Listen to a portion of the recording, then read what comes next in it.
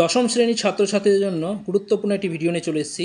এই ভিডিওতে আলোচনা করব জীবন বিজ্ঞান বিষয়ের কিছু গুরুত্বপূর্ণ অবজেক্টিভ প্রশ্ন উত্তর।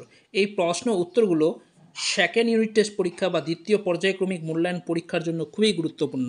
তোমাদেরকে বলবো সেকেন্ড ইউনিট টেস্ট পরীক্ষায় যেগুলো প্রশ্ন আসে সেই প্রশ্ন উত্তরগুলো নিয়েই আজকের ভিডিওতে আলোচনা করব।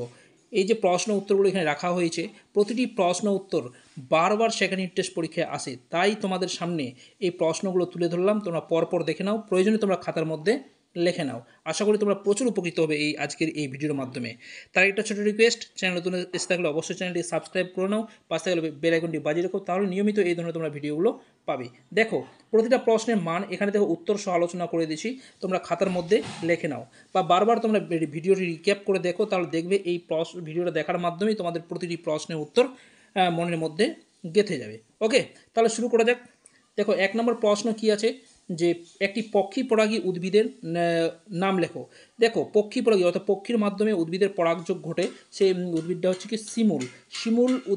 শিমুল গাছ যেটাকে আমরা বলি, সেই শিমুল উদ্ভিদে কি হয়, যে পাখির মাধ্যমে এদের পরাগযোগ ঘটে, তার ফলে কী হয়, ফুল থেকে ফল হয়। ওকে, নেক্সট যে প্রশ্নটা আছে দেখো, হিমোগ্লোবিনের গঠনগত ত্রুটি দেখা যায় কোন রোগে? হিমোগ্লোবিনের, তো হিমোগ্লোবিনের গঠনগত ত্রুটি দেখা যায় সেটা হচ্ছে থ্যালাসেমিয়া রোগে এই ধরনের ত্রুটি দেখা যায়। নেক্সট একটি জীবন্ত জীবাশ্মের নাম লেখো। জীবন্ত জীবাশ্ম কি?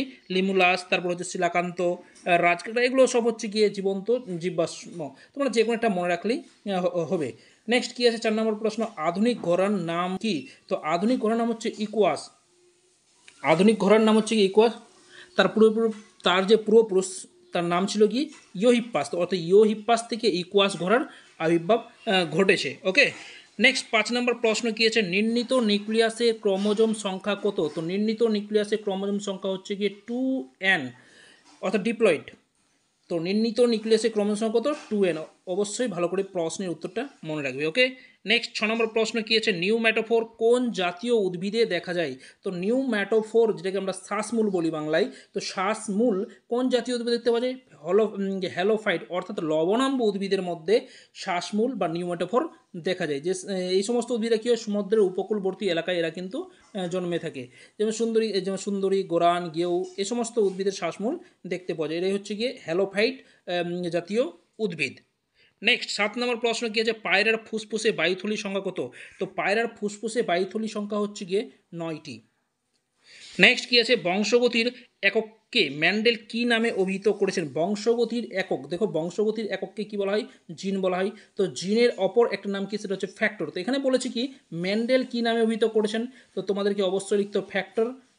ফ্যাক্টর কথাটা লিখতে হবে। আর যদি বলা হয় বংশগতির একক কি, তাহলে সেটা জিন লিখে দিলেও জিন লিখে দিতে হবে। তো জিন হচ্ছে বংশগতির একক, কিন্তু ম্যান্ডেল যেহেতু এখানে কথাটা উল্লেখ করা হয়, তাহলে ফ্যাক্টর কথাটা তোমাদেরকে লিখতে হবে। ওকে, নেক্সট 9 নম্বর প্রশ্ন দেখো কি আছে, মানুষের দেহকোষে ক্রোমোজোম সংখ্যা কত? তো মানুষের দেহকোষে ক্রোমোজোম সংখ্যা হচ্ছে 23 জোড়া বা 46টি। এই 23 জোড়া বা 46টির মধ্যে 44টি হচ্ছে গিয়ে দেহের বংশগত বৈশিষ্ট্য নির্ধারণ করে, সেটা হচ্ছে গিয়ে অটোজোম, আর বাকি দুটা হচ্ছে গিয়ে সেক্স ক্রোমোজোম। তো টোটাল হচ্ছে গিয়ে 23 জোড়া বা 46টি। 10 নম্বর প্রশ্ন দেখো কি আছে, শুক্রাণুতে অটোজোম সংখ্যা কত? দেখো এখানে অনেকে কনফিউজ হয়ে যায় এই প্রশ্নটাতে, তো তোমাদেরকে ভালো করে মনে রাখতে হবে শুক্রাণুতে অটোজোম সংখ্যা হচ্ছে কত? 22টি। নেক্সট এক সংকর জননে জিনোটাইপের অনুপাত কত? তো জিনোটাইপ বলা হয়েছে, তো জিনোটাইপের অনুপাত হচ্ছে 1:2:1।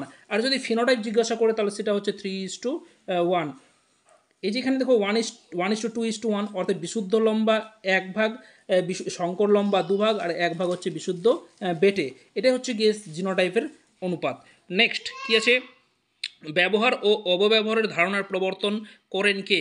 তো বিজ্ঞানী ল্যামার্ক ফিলসফিক জুলজি গ্রন্থে ব্যবহার অব্যবহার ধারণা সম্পর্কে প্রথম তিনি আলোকপাত করেছিলেন বা আমাদেরকে ধারণা দিয়েছিলেন। তো বিজ্ঞানী ল্যামার্ক ব্যবহার অব্যবহার ধারণা প্রথম প্রবর্তন করেছিলেন। নেক্সট এই প্রসঙ্গে তোমাদেরকে আরেকটা জিনিস মনে রাখতে হবে, যে ল্যামার্কের লেখা বইটার নাম কি, ফিলোসফিক জুলজিক। নেক্সট কি আছে 13 নম্বর প্রশ্ন দেখো, দুটি গ্যামেটের মিলনকে কি বলা হয়? সেটা হচ্ছে গিয়ে নিষেক। দুটি গ্যামেটের যে মিলন সেটাকে বলা হচ্ছে নিষেক, অর্থাৎ পুংগ্যামেট স্ত্রী গ্যামেট এর মিলন পদ্ধতি বা মিলনকে সেটাকে বলা হচ্ছে গিয়ে নিষেক। নেক্সট 14 নম্বর প্রশ্ন কি আছে, অপসারী বিবর্তনের ফলে কি উৎপন্ন হয়? সেটা সমসংস্থ অঙ্গ উৎপন্ন হয়? অপসারী বিবর্তনের ফলে সমস্ত অঙ্গ উৎপন্ন হয়। দেখো এই চ্যানেলে জীবনবিজ্ঞান, ভৌতবিজ্ঞান, তাছাড়া ইতিহাস, ভূগোল, আর্টস গ্রুপেরও সাজেশনগুলো নিয়ে আমি আলোচনা করি। তোমাদেরকে বলবো প্লেলিস্টে যাও, সেখান থেকে প্রচুর সাজেশন পেয়ে যাবে, পাশাপাশি প্রশ্নের উত্তরগুলো তোমরা পেয়ে যাবে। তার এটা রিকোয়েস্ট করবো, যদি চ্যানেলে তোমরা নতুন এসে থাকো অবশ্যই কিন্তু চ্যানেলটিকে সাবস্ক্রাইব করে নিয়ে পাশে থাকা বেল আইকনটি বাজিয়ে রাখবে, তাহলে সবার আগে কিন্তু তোমরা ভিডিওগুলো পাবে। নেক্সট দেখো কি আছে 15 নম্বর প্রশ্ন, একটি আজ্ঞাবহ স্নায়ুর নাম লেখো। তো আজ্ঞাবহ স্নায়ু কি? অকিউলোমোটর স্নায়ু। নেক্সট কি আছে 16 নম্বর প্রশ্ন, দেখো মস্তিষ্কের বৃহত্তম অংশ কোনটি? তো গুরু মস্তিষ্ক। দেখো মস্তিষ্ক, আমাদের যে মস্তিষ্ক অর্থাৎ মানুষের যে মস্তিষ্ক, সেটা গুরু মস্তিষ্ক, লঘু মস্তিষ্ক, মধ্য মস্তিষ্ক, এগুলো বিভিন্ন অংশে ভাগ করা হয়েছে। তার মধ্যে যে সবচেয়ে বৃহত্তম যে অংশটা সেটা হচ্ছে গিয়ে গুরু মস্তিষ্ক। নেক্সট 17 নম্বর প্রশ্ন কি? ডায়াবেটিস ইনসিপিডাস রোগের কারণ কি? তো দেখো ডায়াবেটিস ইনসিপিডাস রোগের কারণ হচ্ছে এডিএইচ অর্থাৎ অ্যান্টিডাইউরেটিক হরমোন। আবার এই ধরনের হরমোন কম যদি ক্ষরণ হয় তাহলে কিন্তু বহুমূত্র রোগের লক্ষণ প্রকাশ পায়। তো তোমাদেরকে দুটাই মনে রাখতে হবে, ডায়াবেটিস ইনসিপিডাস রোগের কারণ কি? সেটা হচ্ছে এডিএইচ হরমোন, বা বহুমূত্র রোগের কারণ কি? এডিএইচ হরমোনের কম ক্ষরণ। ওকে, নেক্সট কি আছে? সুপ্রিম কমান্ডার কাকে বলে? সুপ্রিম কমান্ডার, যেটাকে হাইপোথ্যালামাসকে বলা হয় সুপ্রিম কমান্ডার। সুপ্রিম কমান্ডারকে বলা হয় হাইপোথ্যালামাসকে সুপ্রিম কমান্ডার বলা হয়।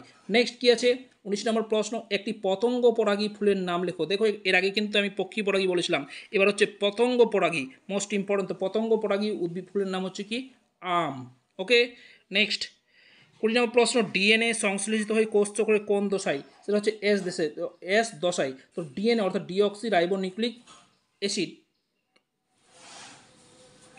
এটা সংশ্লেষিত কোন দশায়? কোষের এস দশায়। দেখো যে কোষচক্র যে ঘটে সেটা G1 G2 এস, এই দশাগুলো, এই দশার মধ্যে ডিএনএ যেখানে সংশ্লেষ সেটা হচ্ছে কি? এস দশা। এটুকু তোমাদেরকে মনে রাখতে হবে। নেক্সট, স্ত্রী লোকের লিঙ্গ নির্ধারণ ক্রোমোজোম কোনটি? সেটা হচ্ছে XX। এবার পুরুষদের যদি জিজ্ঞাসা করে সেটা হচ্ছে কি?